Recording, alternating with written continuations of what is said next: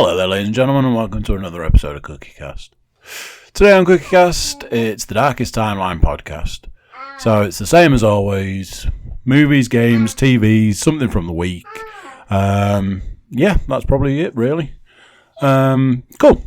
So if you're not checking us out on YouTube yet, please do. Please jump over there, check us out. Give us a little subscribe. That's always good. Like, share, and comment. And tell your friends and family to do the same. Cool. So here we go. This is CookieCast, the Darkest Timeline podcast.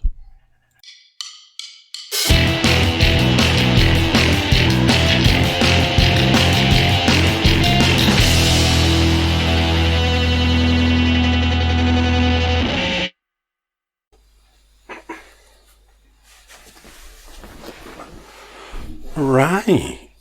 I mean, that's not going to be a great start, is it? Knocking the thing. I bet that sounds wonderful. How you doing? You well? It looks super loud. Is it super loud? Looks super loud. I had to adjust it for the quiet talker. Now I'm worried that it's too loud. Turn me down if you... Do I need to say the rest of that joke? No, good. Week 2 of lockdown, I believe. Week 2. I don't know if you'll be able to hear it. You could probably hear the laptop, because apparently, you know, in a previous life it was a Harrier jump jet. Now it is merely a laptop, but still dreams of those heady heights. I don't know if you can hear it. Let's see. I'll go quiet for 1 second. No, the laptop will be overpowering that. I've got the window open. That's right. Oh, there was a little bit of bird chirp there. I've got the window open. Mostly because it's hot as balls in this room. I think that's largely to do with the heating being on when it probably doesn't need to be. So, you know, there's that. Yeah, it's week 2 of lockdown.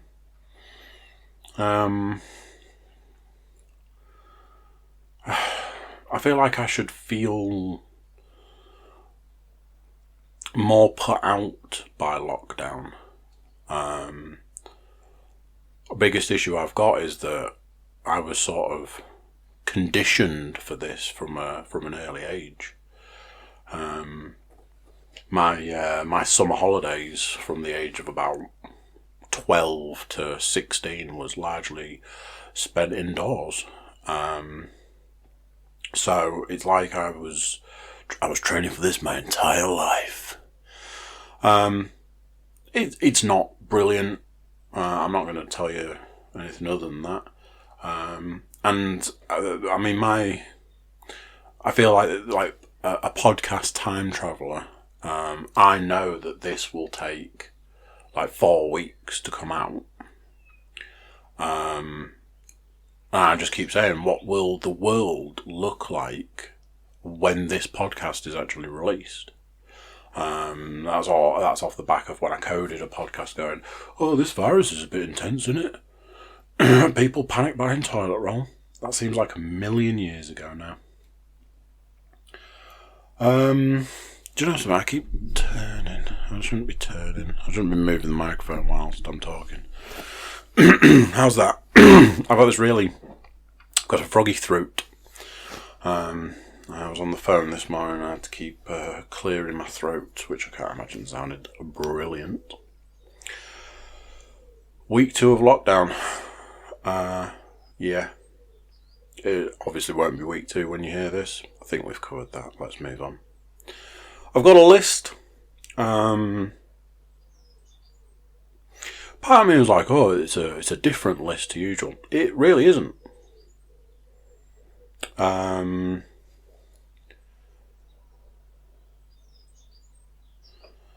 People sending messages, don't they know what time and what day it is right now? Got a bit of an issue. Lockdown is putting a massive cramp on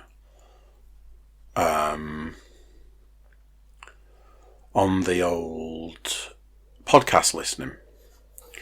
So, I've probably explained this before, but when I'm at home, I don't get a huge amount of opportunity to listen to podcasts.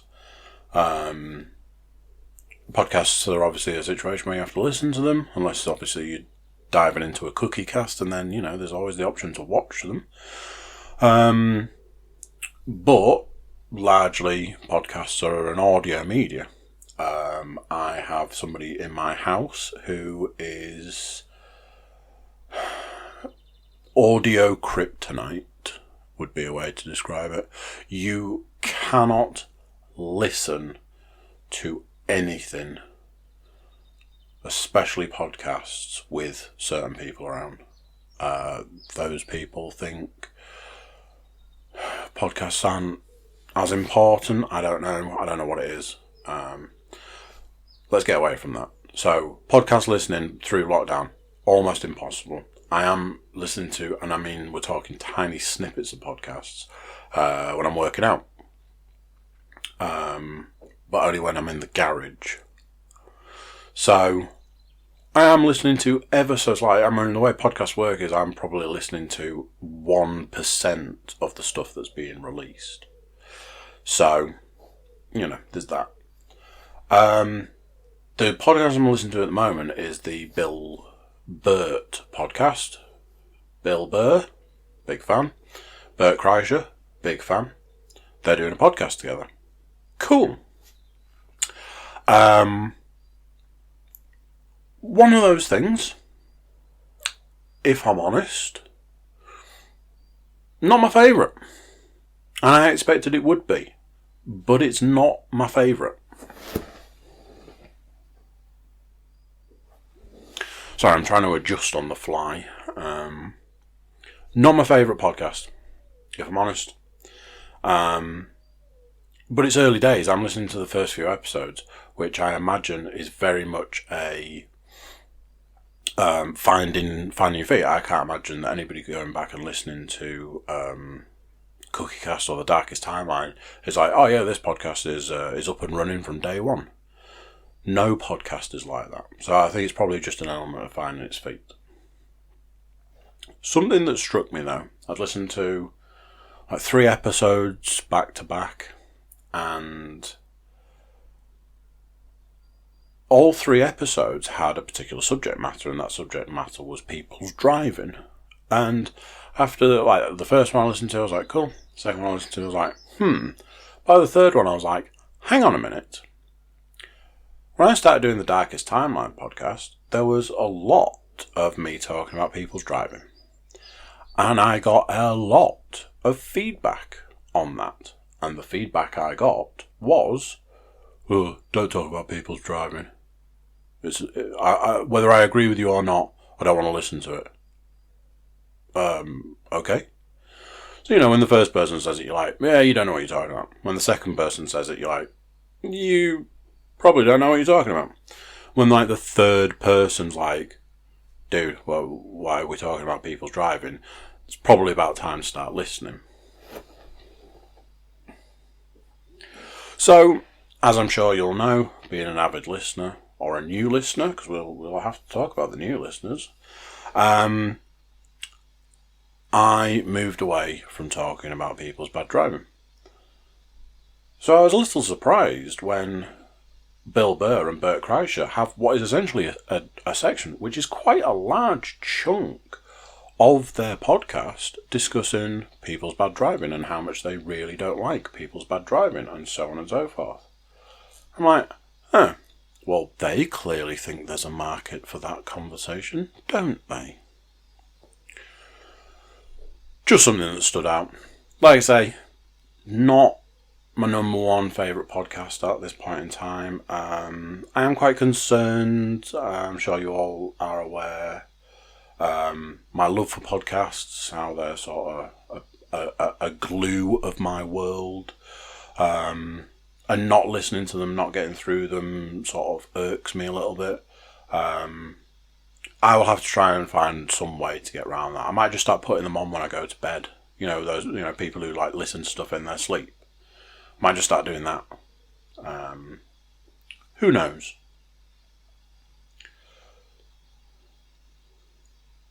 So, let's have a look at the list, shall we? Something that has been on this podcast more than a few times. I got a bad back. And it, like, again, you know, any long-time listeners will know, it's not the first time this has happened. And he was trying to work out whether the bad back was from not lifting weights properly, or whether it was the fact that I was doing a new exercise with a new type of weight, using it in a new way, and that was causing, like, the use of different muscles, and ultimately that was potentially causing backache in that sense. But I had a conversation with a fellow bad back sufferer, and it was like, "Oh, are you resting your back up then?" It's like, "No." "Oh, you need to rest up. You got to rest up. If your back is bad, you need to rest your back to get it better." I was like, "No. You need to continue doing the exercises to strengthen the back muscles." They were in a disagreement with me. What I can say is, certain exercises I'm doing, you know, I went back to doing press-ups. I haven't done press-ups for a long time. Tore my stomach muscles the second time I attempted to do press-ups. Wasn't overly concerned about that, other than the fact that it happened, because I'm aware that stomach muscles repair super fast. That's why you can do abs every day and it doesn't matter. Started doing some work with kettlebells, and that's part of where I think this sort of back problems come in. I've been doing bench press. I've been out in the garage, in the armoury, doing bench press every other day, and part of me thinks that the way that I am on the bench isn't quite big enough. I mean, I can get on it, but it's a real struggle to get on it. So it probably falls into the category of not quite big enough, and I think when I'm getting on it, that was causing problems. But I've stuck at it. I've carried on. You know, it was like that thing, I don't know if you've ever experienced, where you get a bad lower back, and over a series of days that pain moves up your back. And I had it in my shoulders, and then eventually it went into my neck. And I was like, this is loads of fun. But I stuck at it, I stuck with it, and touch wood, I'm actually touching wood. Woo, not mine. I'm touching a table that is made of wood. Through continued effort, continued work around doing those exercises, I personally feel that I have strengthened those muscles to allow for the back to heal. And again, touch wood at this point in time, no actual issues as such. So yeah, it's just a different theory around the bad back. I'm sticking with it. To see if it's a theory or if it's just something weird. So, I think I mentioned previously that I was super into cold coffee. I imagine when this lockdown finishes, there will probably be people saying things like, what was it that got you through the lockdown? What element was it that got you through the lockdown? I'm telling you, learning to make cold coffee at home will be the thing that I say. I got through the lockdown with cold coffee. It's become like a big thing. I have to I have to make a batch. Try and do it the night before so that it's ready for the next day. Tell you what, I don't know if I've already told you, but I'm going to tell you my recipe for cold coffee. So I get a measuring jug, 3 teaspoons, 3 teaspoons coffee in a measuring jug, medium measuring jug, 3 teaspoons of sugar. Part of me feels like I might have told you this last week. If I did, sorry. If I didn't, here's the rest of the recipe. Pour in boiling water. Stir. Put something over the top. And basically leave it to cool. Once it's cooled down, it can go in the fridge and it's there ready. One of the things that would potentially strike as a possible concern would be that I drink pints of this stuff. Which, I know, don't get me wrong. I am aware drinking a pint of coffee, probably not best. But something that I have noticed is that I will nurse that pint of cold coffee for a couple of hours. So if you think about, the rate at which you would drink coffee, I would in a couple of hours I might have a couple of cups. It probably works out about right. Also, I say it's a pint. It's got like 4 large and 3 small ice cubes in it. And then it's got a splash caramel syrup. This is kind of the rest of the recipe, by the way, if you're trying to make it. Splash caramel syrup. I'm pretty sure I did tell you the recipe. Pour your cold coffee in. And then splash of milk. And away you go. You're good. You're good to go. So, learning to make this is a big thing for me. Very much a getting me through lockdown situation. And if I'm honest, like I said, I've got the window open. It is 7:15 at this point in time. Still light, because obviously we had the clocks change. So in theory, the days are going to... Not in theory. What will happen is the days will get longer. The days will get warmer. The days will get hotter. I keep saying to people, not people that I meet in the street. I just keep saying to people in various ways. Isn't it strange that since the lockdown, the weather's been absolutely amazing. Got some beautiful days. So that's your pint of cold coffee to get you through the long lockdown day, is basically the way I look at that. So, the other day, somebody said to me, "Oh, have you seen this coffee mousse?" Sorry, what? Coffee mousse. Well, what is this? Immediately, when somebody says the word coffee, my ears prick. I'm like, hello? Which, going back X number of years. Anyway, have you seen this coffee mousse? What is it you're talking about? Oh, the people have been making it, and it's like a social media thing. I don't know.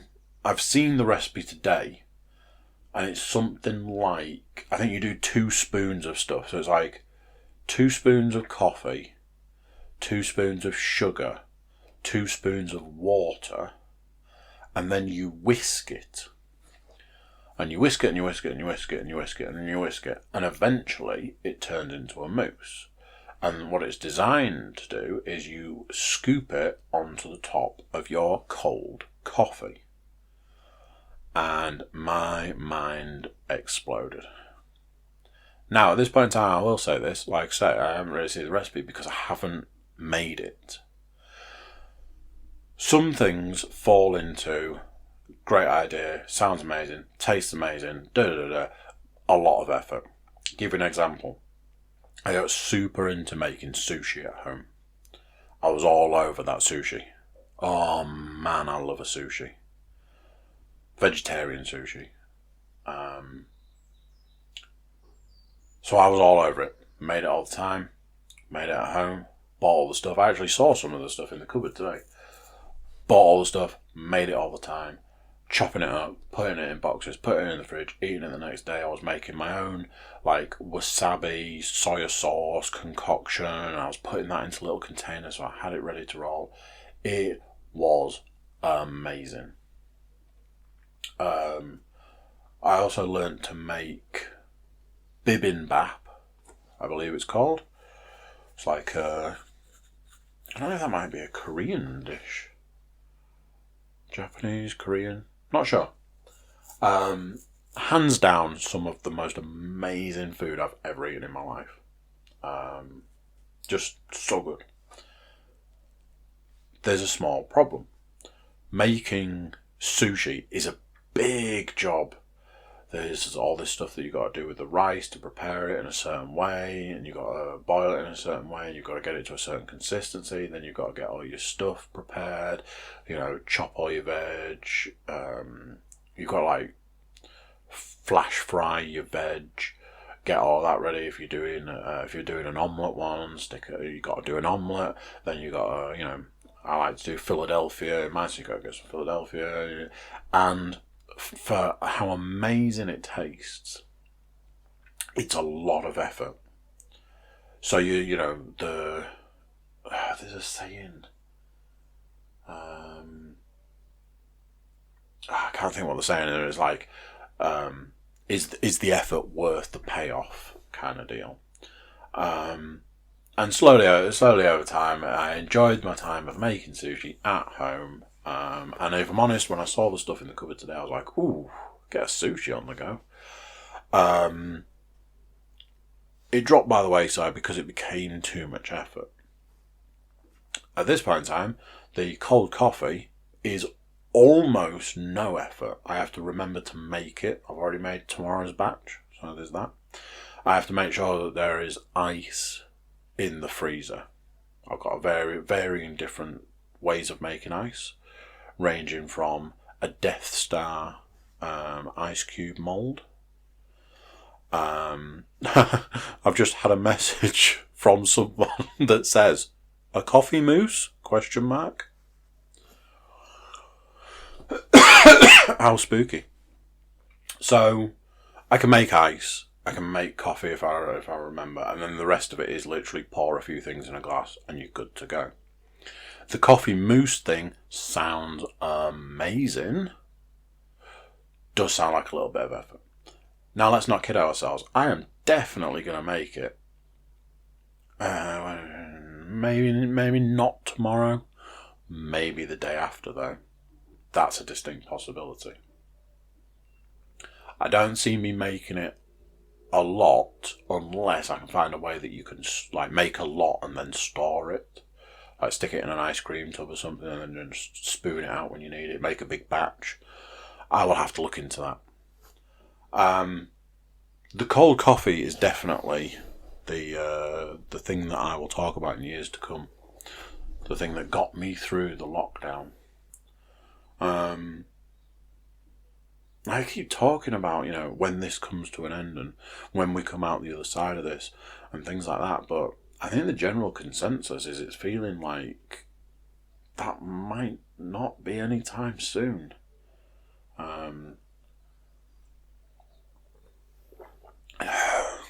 We'll see. Oh yeah, why don't we just hit the microphone while we're in the process? So, cold coffee. Hit me up if you want a recipe. I was going to do like a video demonstration. I think I mentioned that last time. It's all coming back to me now. All too late, obviously. Give me a shout and do a video demonstration if necessary. Might have to go onto I might have to go on the Facebook page. Oh, I could stick it on YouTube if it's necessary. Who knows? It's lockdown. Loads of time on our hands. I still don't have a lot of time.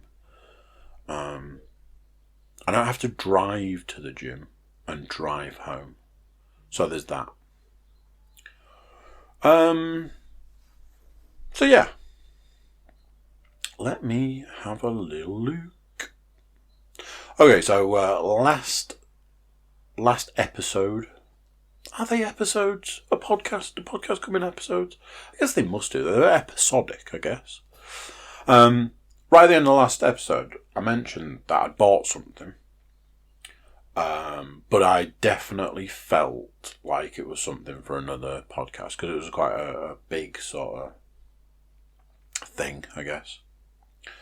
So a couple of months ago, I saw a video. There was a guy, and he made Sonic the Hedgehog. Sure, I don't need to explain to you who Sonic the Hedgehog is. He made Sonic the Hedgehog using a 3D pen. Now, I was aware of the existence of a 3D pen going back, I want to say years. The original concept was that you could draw a line on a piece of paper in plastic with a 3D pen, and then you could literally get the pen to go up into the air and keep drawing, and you could draw in the air. I think that was more of a concept.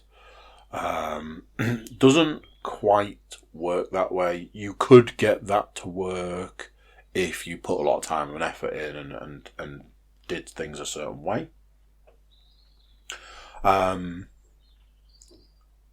So I saw a guy done a video where he'd made Sonic the Hedgehog using a 3D pen. 3D pen, similar to a 3D printer, although a 3D printer, you put something into a program, the program goes into the 3D printer and it prints a reasonably solid 3D shape using plastic. And then you can do various things with it. You can make a mould out of it, so on and so forth. You can make 3D parts. I know of a company at the moment that's making the protective masks for hospitals and stuff using 3D printers. So, I was aware of the existence of the 3D pen originally when I saw a video about it, which will probably be years ago. But it was kind of a cool concept. Anything like that you expect to be relatively expensive, and then you've got the cost of running it, and so on and so forth. So I was kind of interested to see what this video was like. I watched the video, and I was properly blown away by this video. This guy made Sonic the Hedgehog. If you want to check it out, it's on YouTube. I think the guy's called Sanago. I mean, what the hell have I got?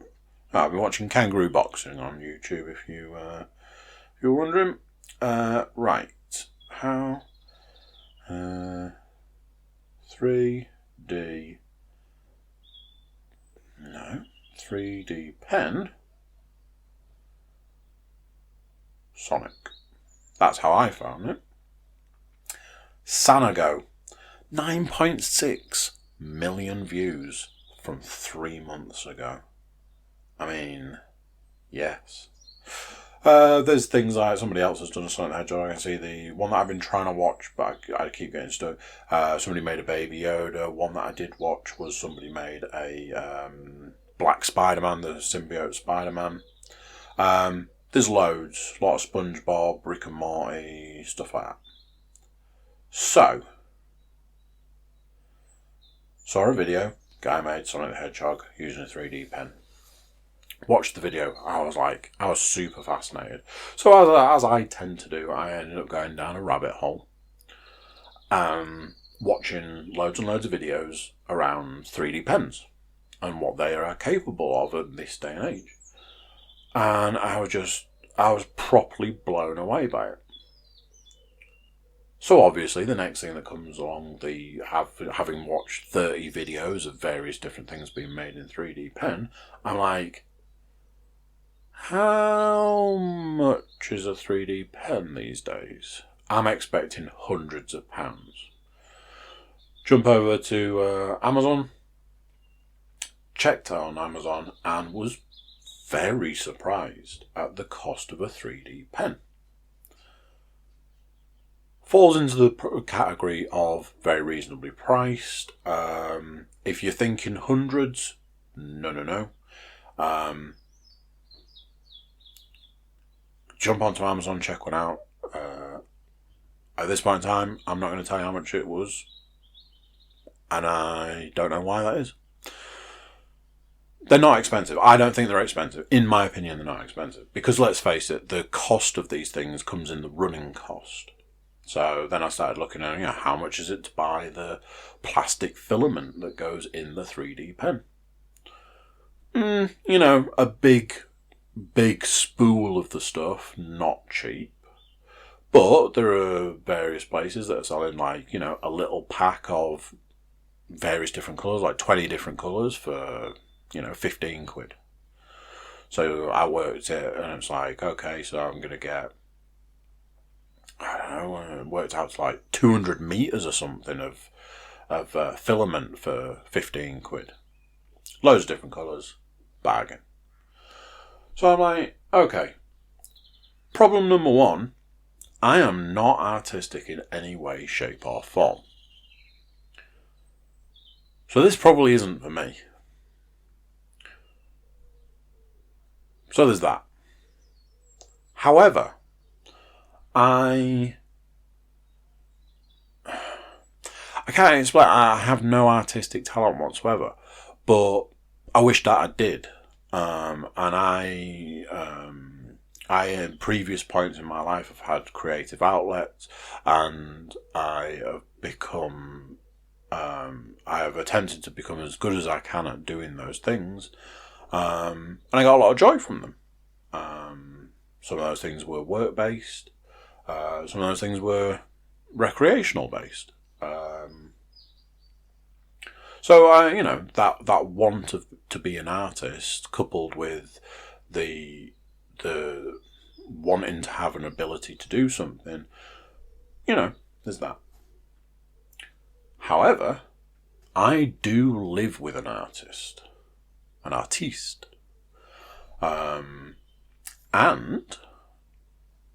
have my eldest, super into crafts, loves the craft sort of stuff. So I'm like, maybe this isn't the worst idea. Maybe, as an idea, this could be something for the family. I could have a go and go, hey look, I made a ball.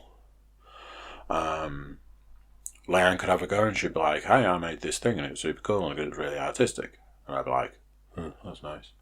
And my eldest could have a go and she could make something. The middle daughter could maybe have a go. You got to be aware of these things. Essentially, it's like a hot glue gun, but instead of glue, it's hot plastic. So, probably don't want a child too young wielding such a thing. But, she could say, I want this making, and then somebody else could make it for her, that sort of thing. So, had a conversation, I was like, look, there's this thing, there's these videos, things look kind of cool, you can do these cool things, there's lots of possibilities, the only limit is your imagination. That's a big seller for me. The only limit is your imagination. And it's like, that a phrase like that speaks to me quite a lot. So, shortest version of this story is, bought a 3D pen. Are you surprised? But after all of that, one of the problems with the lockdown and I keep going to say quarantine, but I'm not in quarantine. It's just this lockdown situation. One of the big problems with it is that loads of companies aren't doing deliveries. Loads of companies aren't doing the delivery schedules that they were, and the biggest one of all, obviously, is Amazon. Their deliveries are all over the shop. I ordered a 3D pen. How then did I order it? Did I go to order it and it told me it was going to take a month to arrive? So I ordered a different one and that said it was going to take 3 days. Strangely, I ordered something on Saturday that told me it was going to take 2 to 5 business days. So not Saturday and not Sunday. The first of those business days would have been today, because today is Monday. I am turned up today. which was cool. So we got a 3D pen. Me and Leanne attempted to make some stuff. Between us, we made a 3D cube. And to say it's a cube is a stretch of the imagination. The next day, I made a 3D mini pyramid thing that would in nature be called the Leaning Pyramid of Pisa? Giza? I don't know. Not what either of us had in mind, I don't think.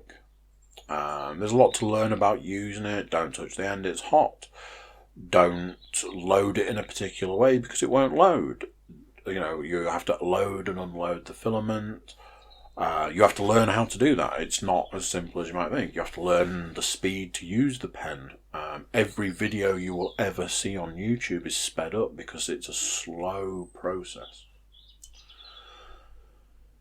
So, got a 3D pen. Wasn't really living the dream of the 3D pen. Enter eldest daughter. She's like, can I have a go with a 3D pen? Absolutely. Once you learn all the safety precautions, you can definitely use this supervised. So, went through all the don't touch the end, it's hot. Don't put the hot end on anything. We need to set you up at the table, so on and so forth. She's like, what can I make? Anything you want, that's the idea. I want to make a butterfly. Okay. And I can safely say at this point in time, I've never seen anybody take to something the way that she took to this. It was almost like she was teaching us by just diving in. She made this super cool butterfly. Because it was like a black outline, and the way that she'd done it was like all wiggly. It kind of looked to me like a Venom sort of outline, and then like the colours on it was super cool, filled in all the gaps, super cool. She made a unicorn. She was making a flower.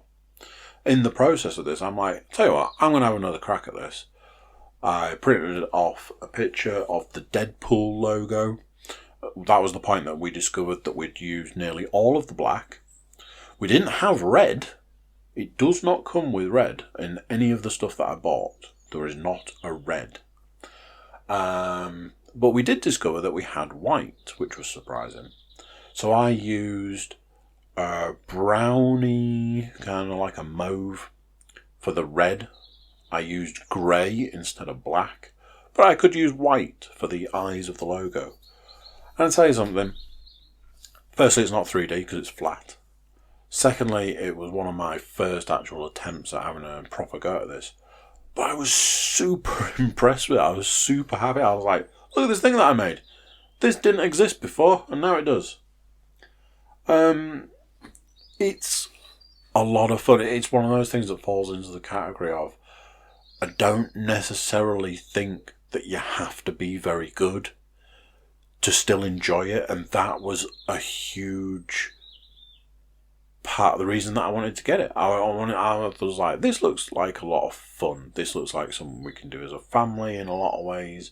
Sit around the table, make some stuff, have a laugh, have a good time, enjoy it. And that's what happened.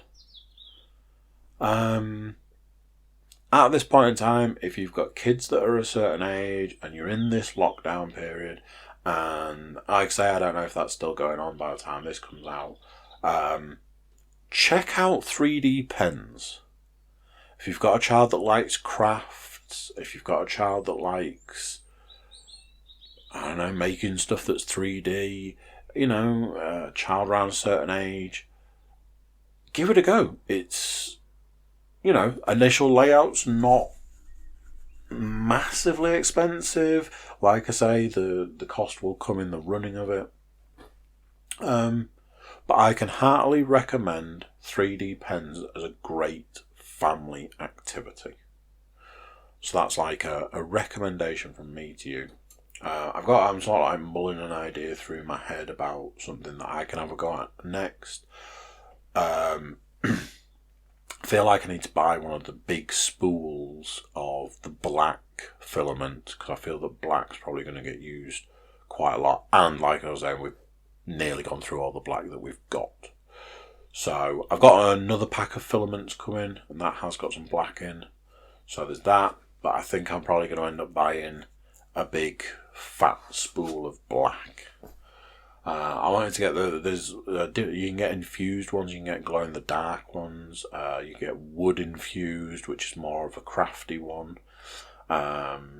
copper infused, which I presume gives sort of a metallic feel. You get see-through ones, which can be used for various stuff. Check out a video on YouTube, check out them as a concept. What I can say, as a family activity, super fun. Loads of fun, really enjoyable. Right, let's get down to the nitty-gritty. I have watched an entire TV series. I've watched series 1 of another TV series.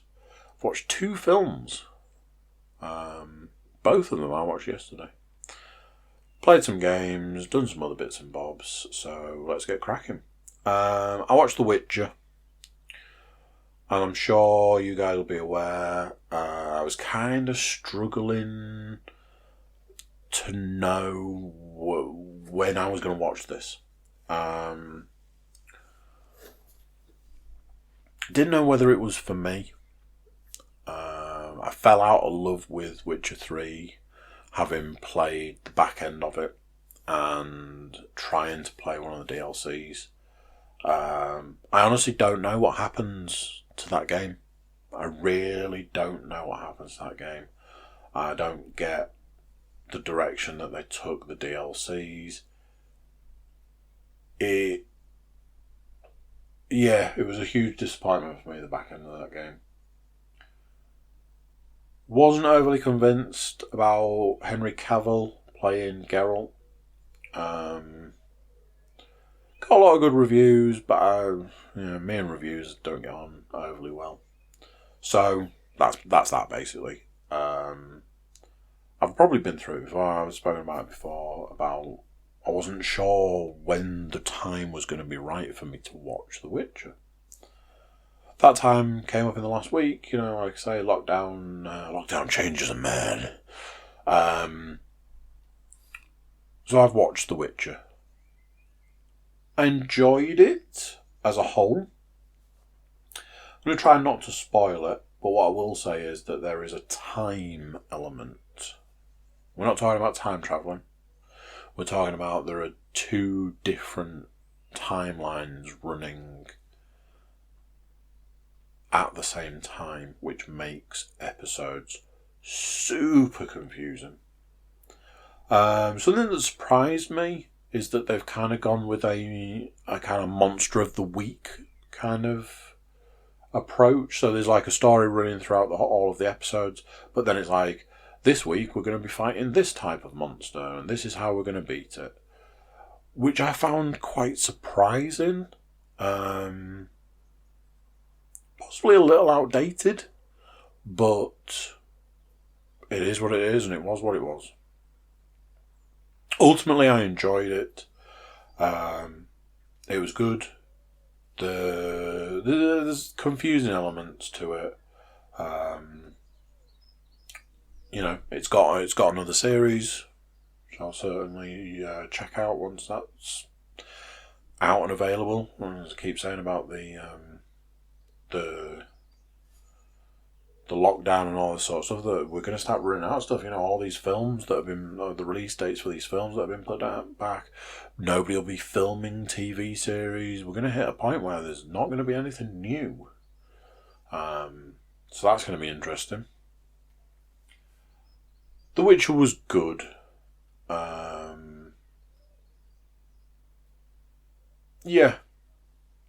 had a conversation with Ed, a couple of other people, did like a video chat call thing. Ed said that he felt that the person they'd cast as Triss didn't fit the role. you kind of get where he's coming from. If you look at her and then look at how she is in the games, there's quite a distinct difference. I didn't see it to be too big of an issue. But, yeah, it was good. I am currently watching a TV programme on Netflix called Car Masters Rust to Riches. Before, like, sort of the start of the first episode, they explained that there's a story about the red paperclip. A guy or a boy took a red paperclip and traded it up, and in so many moves he'd managed to trade up to owning his own house just by trade. So it works in the principle is like, you've got something that I want, I've got this red paperclip, you trade me for the red paperclip, and then I'll trade whatever you give me for something better. It's a car program, it's very fast and loud, it's very Orange County Choppers, sort of that format of, there's a garage, they build like your hot rod sort of stuff. They make old cars, super cool. The garage has got some interesting characters. They've got a woman that does the engines. They've got a guy who he's like a engineer and he can use a water jet machine. There's the guy that owns it. There's the guy that does the deals. They've got a guy called Caveman. I'm sure you can imagine what he looks like. I like these sort of shows. I watched a lot of Fast and Loud for a long time, and then I felt that as a show, as Gas Monkey Garage and all that, it just got too big. When they were doing restaurants and selling tequila and that sort of stuff, it was just too much. It was too big. So I sort of moved away from that. It's kind of my issue with these programs. I finished the first series. It was good, they made some really cool cars. The trade went well up until they got so far. They want to trade to get $100,000 vehicle, which they then sell, get $100,000 and start the process again. The process starts when they get a $1,000 vehicle and make it look better, and then trade it for a better vehicle. Make that look better, trade that for a better one. So on and so forth until they get to a car that's worth $100,000 or more, and then they sell it. So, there was a point where the trade fell apart halfway through Series 1, and they had to deal with that. I started Series 2 today, and I already have issues. The reason I have issues is we're led to believe that these people aren't, it's not like they're living paycheck to paycheck, but obviously they put a lot of time and effort into building these vehicles, and they want the money to come out of it. They need these $100,000 cars so that they can make money. However, start Series 2, first episode, we've now got a second shop. Okay, you've got a second shop now. Yeah, we're going to run 2 shops. That means we're going to do twice as much. No more staff, which I don't know if that gets addressed. But essentially they've already expanded. Because at the end of the day, they're doing a TV show on Netflix. I can't imagine Netflix are like, can we, make a TV show about you out of the goodness of our hearts, and you guys will just, be on our TV show and not expect to get paid. Of course not. Somebody signed a contract to do that TV show and somebody made money out of it. I imagine A, being the guy that owns the garage, and B, the people he works with. Or work for him or whatever.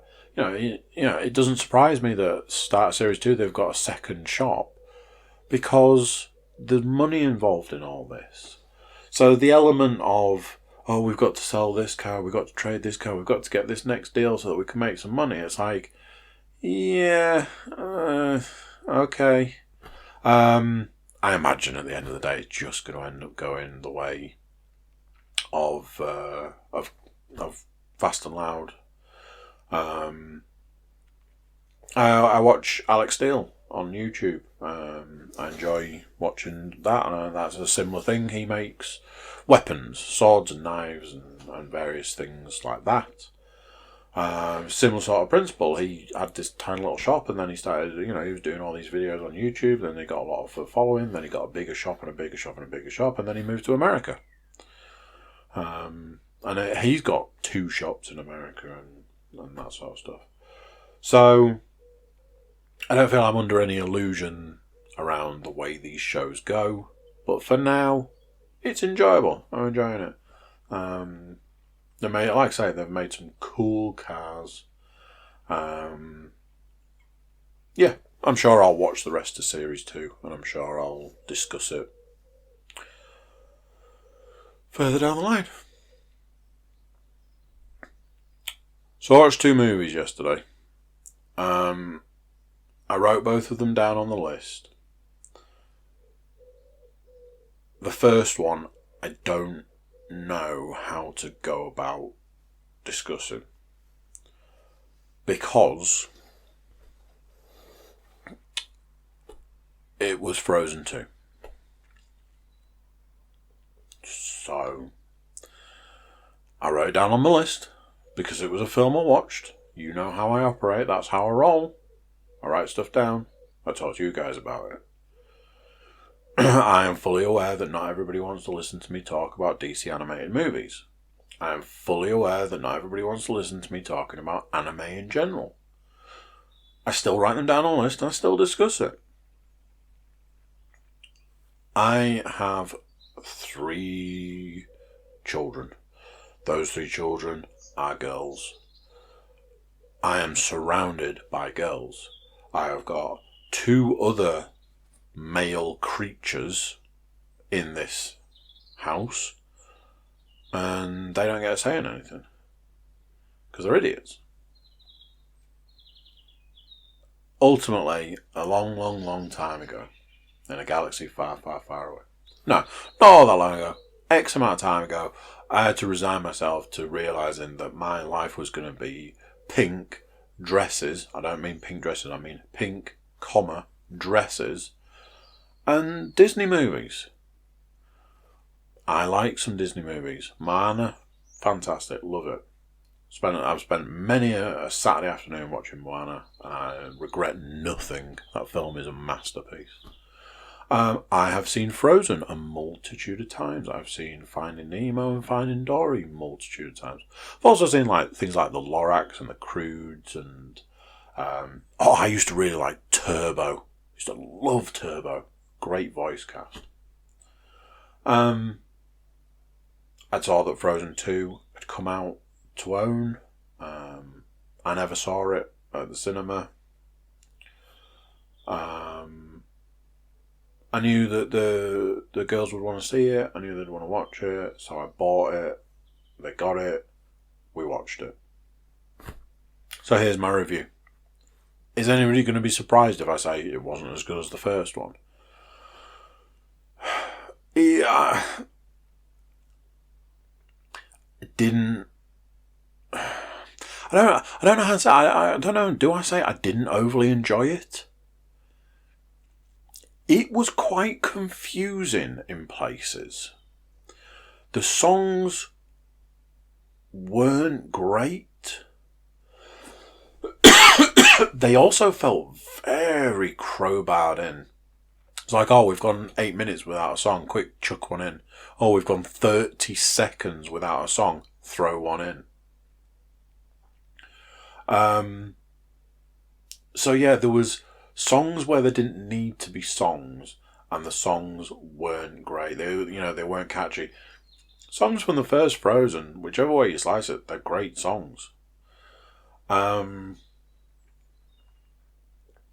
I have issues with one of the main characters in Frozen, Anna or Anna. if you're British.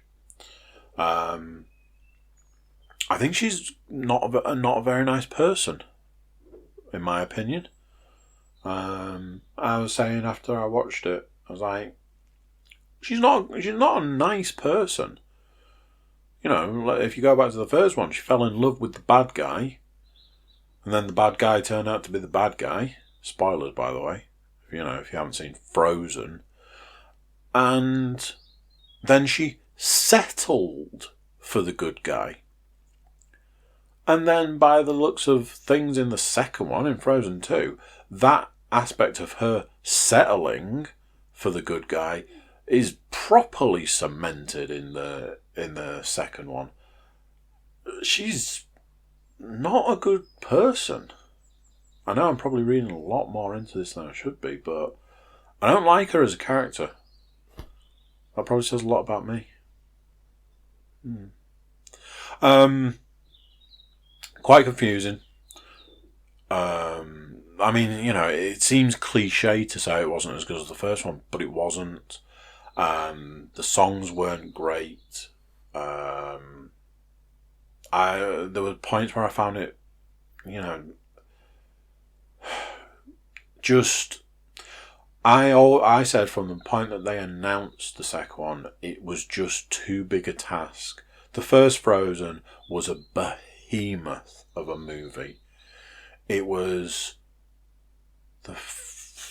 I want to say it was the first animated movie to reach $1 billion. I think that was like one of the facts about it. It was one of the biggest films in history, was Frozen. The sheer mention of an attempt to try and tackle that by doing a sequel, you were always going to be on the back foot. You were always going to be on the losing side of that one. I feel they made a good effort, but ultimately they were never going to achieve what they wanted. And I felt that is what sort of happened, unfortunately. It was what it was. It was Frozen 2. That's my review of Frozen 2. I am sure I will end up watching it again. As a complete contrast, I last night watched The Departed, a Martin Scorsese film, which I had never seen. One of those films that was kind of on a list of, I really should get round to watching that. It passed me by originally. I think I might have still been in my not liking Leonardo DiCaprio phase, which was possibly why I didn't watch it at the time. Critically acclaimed movie.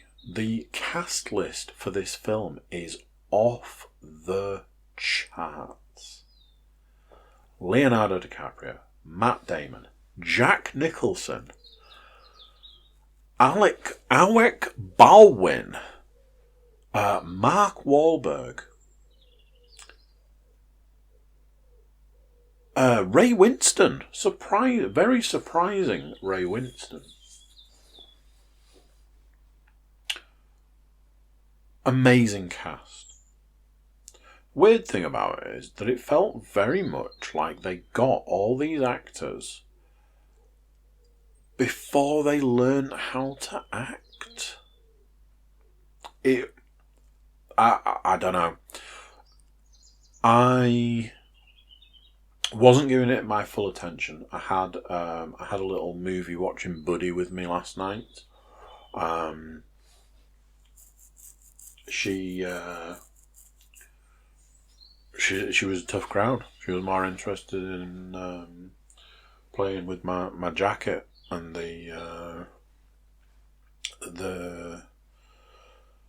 she was super interested in the logo on my t-shirt, on my workout t-shirt. So I wasn't giving it my full attention. Everybody in the movie is doing a Boston accent. The Boston accent is a difficult thing to get right. When you get it right, it works fine. When you get it wrong, it sounds terrible. Leonardo DiCaprio managed to scrape his way through that film. His acting was fine. He was okay in it. The other people, some of the biggest powerhouses in acting throughout the last 10 or 20 years, Jack Nicholson. Martin Sheen, he was also in it. It felt like this was a film that was made just before all these people discovered how to act. Jack Nicholson's acting in it is not good. And I couldn't work out why. Matt Damon felt incredibly wooden. And I couldn't work out why. Mark Wahlberg. Pretty sure that Mark Wahlberg is from Boston. And his Boston accent isn't good. It was a collection of what at this point in time would be considered amazing actors not acting very well, which was just super baffling. It's not a short film, it's like 2.5 hours long. There was this very, very much, it just sort of, it went along, it plodded along, everything was fine. But the back end of that film, like the last 10 minutes of that film, felt like, let's wrap it up. Wrap it up, come on. Wrap it up. Stick a bow on it, we are done.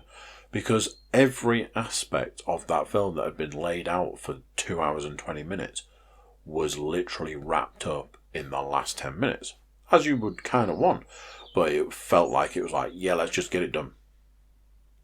Lots of surprises, lots of twists, all of that. I did kind of have a question at the end. Kind of feel like I probably need to watch it again just to sort of clarify. Like, one of the characters in it, it was a bit like, were you who you said you were, or were you also somebody else, sort of thing. I'll have to go back and watch that again, maybe. For a film that's had such acclaim and such reviews, I was surprised. If I'm honest, and like I say, I wasn't giving it 100% of my attention, which probably isn't the best way to then go on to review something.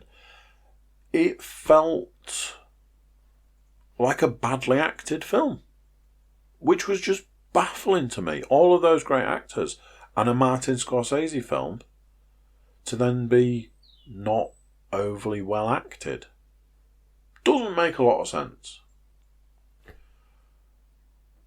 Anyway, that was The Departed. Computer games. Let's talk computer games. With the lockdown in place, it's kind of been one of those, I need a game to play, I've spoken to you about my huge disappointment with Doom. I eventually put Doom on the shelf this evening. That game is unfinished. I have a feeling it's probably going to remain that way. Such a massive disappointment of a game. I needed a palate cleanser, and that palate cleanser was Star Wars Jedi Fallen Order. It was hands down the perfect game to play at that point in time. Played through it, enjoyed it, finished it. The worst aspect of Jedi Fallen Order is that it ends. It's properly like, oh man, I finished it.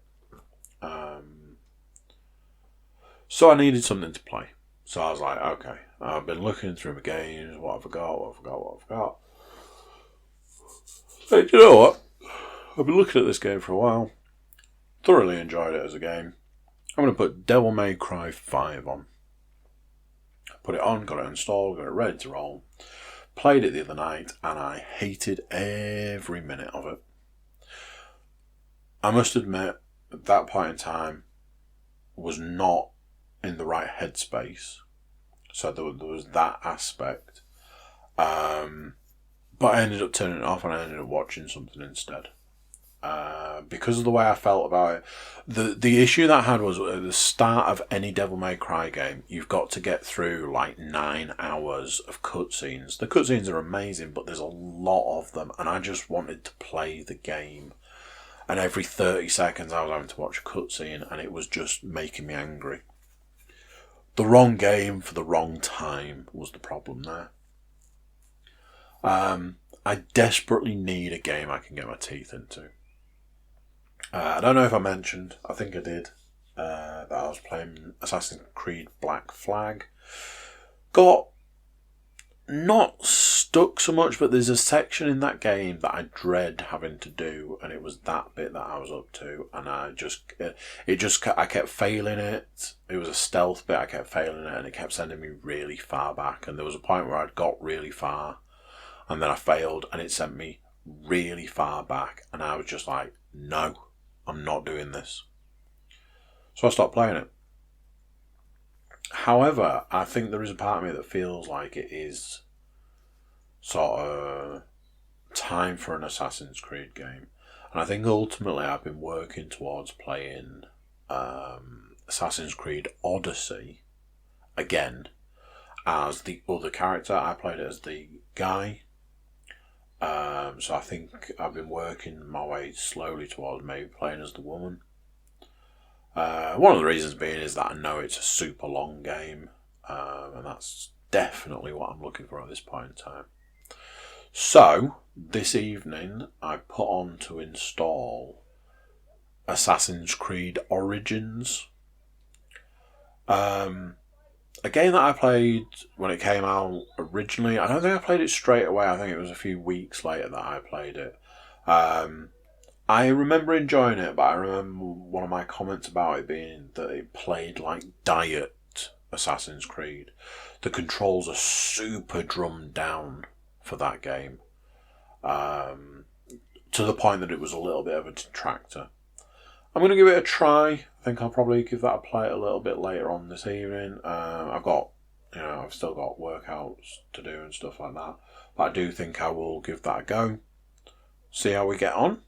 If it's playable, I'll stick with it. If it's not working for me, I'll move on. Possibly to Odyssey, possibly to something else. I need to go back to Greedfall, so that might be what I move on to next. I just need a game that I can really get my teeth into.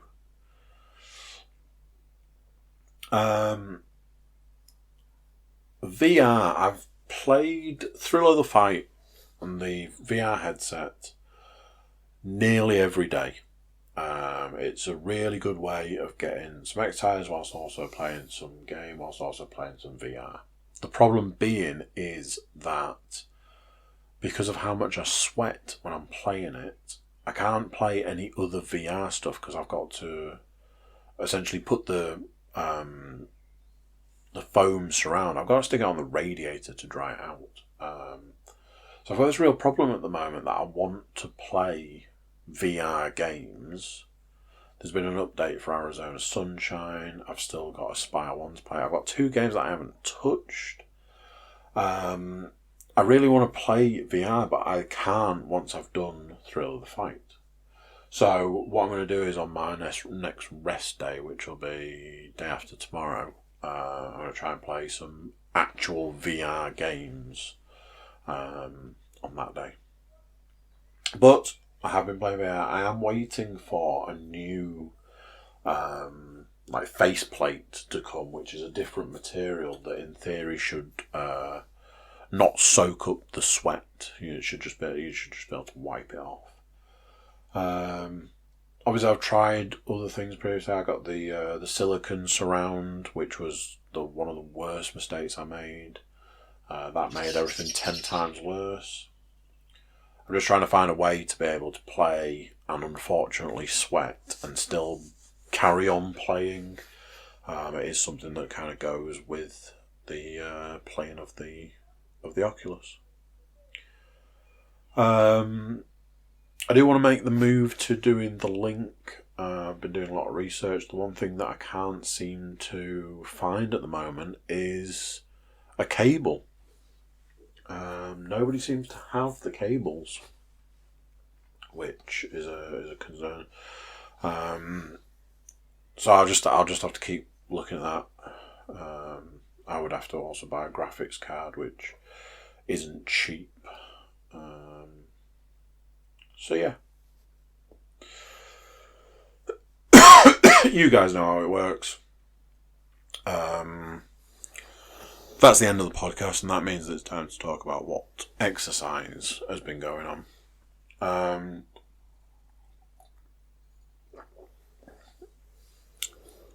I have been working out 5 times a week. Like I was saying before, press-ups. Been doing some kettlebell work. Been doing weights in the garage, in the armoury. Been doing the weights. And I've been using the Thrill of the Fight as a cardio boxing type thing. Weighed myself today. I put on a pound. I put that down to an increase of carbs over the last few days. But that's stress eating is that one. Probably need to look at upping the weights that I'm doing. I've been doing it for a couple of weeks now, and my body's probably used to it, so it's probably time to increase some of the weight. Really get that, keep moving forward and all that sort of stuff. Probably need to add a few more exercises in, and just keep plugging away. It's not the same as going to the gym, but it's getting there as being nearly as good. The cardio aspect is probably where things are lacking the most. Like I say, the boxing, the Thrill of the Fight stuff is trying to sort of take care of that, but it's not going to be as good as what I was doing. So I'm looking at various ways that I can maybe go about addressing that. And we'll just have to see. We'll just have to see how we get on. So yeah, that is that. Before I do sign off, just want to say, seen some huge numbers, huge podcast numbers over the last couple of weeks. There's been some monster spikes. If you're a new listener and you've got this far in the podcast, big thank you to tuning in. Hope that you keep going back. As is always the case, big thank you to all of the long-time listeners or watchers if you're checking us out on YouTube. Really appreciate everything. Always will appreciate everything. New listeners, stay tuned. We're going to ride out this lockdown together. And yeah, thank you for everything that you've done. Just by tuning in. That's, for now that's enough. And in the future I'll come for your firstborn, but until then. So yeah, big thank you. I will leave it there for this week. And I will speak to you again next week, possibly another week of lockdown. We'll see then. Okay, cheers, bye. So there you go. What do you think of that? Another one done. Another week gone. Another podcast in the bag. YouTube watchers, make sure you're subscribing. Like, share, comment. Get a friend to subscribe. You know it's the right thing to do. Come on. Everybody jump over to thecookiecast.com. Check us out over there. Send us some social media love. Drop us an email. Tell us how you're getting on. All that good stuff. So there we go. Until next time, I'm going to say bye, and I'll see you then. Bye.